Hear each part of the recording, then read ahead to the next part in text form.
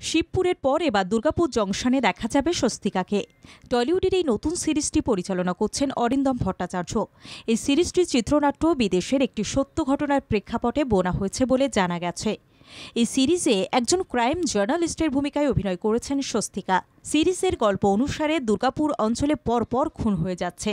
সেই খুনের কিনারা করতে ময়দানে নেমে পড়েন দাপুটে পুলিশ অফিসার বিক্রম চট্টোপাধ্যায়।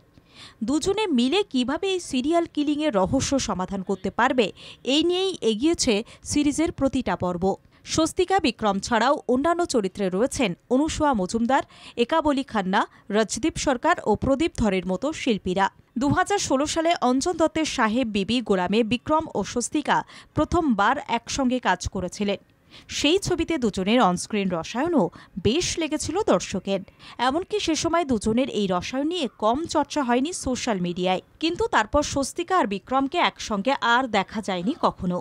এবার অরিন্দমের হাত ধরে ফের একসঙ্গে ফ্রেমবন্দি হলেন স্বস্তিকা ও বিক্রম। দুর্গাপুর জংশনে বেশিরভাগ শুটিং হয়েছে দুর্গাপুরের বিভিন্ন অঞ্চলে।